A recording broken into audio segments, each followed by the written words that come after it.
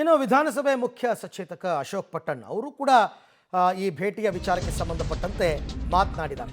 ಅವರೇನು ಹೇಳ್ತಾರೆ, ಸಂಕ್ರಾಂತಿ ನಂತರ ಸಿಎಂ ಡಿಸಿಎಂ ಇಬ್ಬರು ದೆಹಲಿಗೆ ಹೋಗ್ತಾರೆ. ವಿಧಾನಸಭೆಯ ಮುಖ್ಯ ಸಚೇತಕ ಅಶೋಕ್ ಪಟ್ಟಣ್ ಕೊಟ್ಟಿರ್ತಕ್ಕಂಥ ಸ್ಟೇಟ್ಮೆಂಟ್, ಸಿಎಂ ಡಿಸಿಎಂ ಇಬ್ಬರಿಗೂ ಕೂಡ ದೆಹಲಿಗೆ ಬರೋದಕ್ಕೆ ರಾಹುಲ್ ಗಾಂಧಿ ಹೇಳಿದ್ದಾರೆ, ನಿನ್ನೆ ಹೇಳಿದ್ದಾರೆ.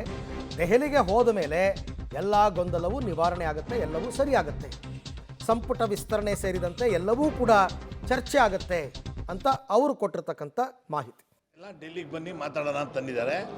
ಇಮಿಡಿಯೇಟಾಗಿ ನಾವು ಮೀಟ್ ಮಾಡಬೇಕು ಅಂತ ಡಿ ಕೆ ಅವ್ರು ಕೇಳಿದಾಗ ಆಯಿತು, you please come to Delhi ಅಂದರು. ಸಿದ್ದರಾಮಯ್ಯ ಅವರು ಕೂಡ ಸಪ್ರೇಟಾಗಿ ಕರೆದು ಮಾತಾಡಿ, Siddaramaiah ji please come to Delhi, will sit and discuss. ಯಾವಾಗ ಡೆಲ್ಲಿಗೆ ಹೋಗ್ಬೋದು ಸರ್? ಯಾವಾಗ ಅಂದರೆ ಅವ್ರು ಯಾವಾಗ ಹೇಳ್ತಾರೋ ಗೊತ್ತಿಲ್ಲ. ಸಂಕ್ರಾಂತಿ ಕಳೆದ ಮೇಲೆ ಮೋಸ್ಟ್ಲಿ ಡೇಟ್ ಫಿಕ್ಸ್ ಆಗ್ಬೋದು. ಅವಾಗ ಇಬ್ಬರು ಹೋಗಿ ಡಿಸ್ಕಸ್ ಮಾಡಿ ಪ್ರಾಬ್ಲಮ್ನ ಸಾಲ್ವ್ ಮಾಡ್ಕೊಂಡು ಬರ್ತಾರೆ. ಅಂದರೆ ಪ್ರಾಬ್ಲಮ್ ಸಾಲ್ವ್ ಆಗುತ್ತೆ, 100% ಆಗುತ್ತೆ, 100% ಆಗಲೇಬೇಕು. ಕಾಂಗ್ರೆಸ್ನವರೆಲ್ಲ ನಾವೆಲ್ಲ ಶಿಸ್ತಿನ ಸಿಪಾಯಿಗಳಿದ್ದಂಗೆ ಹೈಕಮಾಂಡ್ ಏನು ಹೇಳ್ತಾರೋ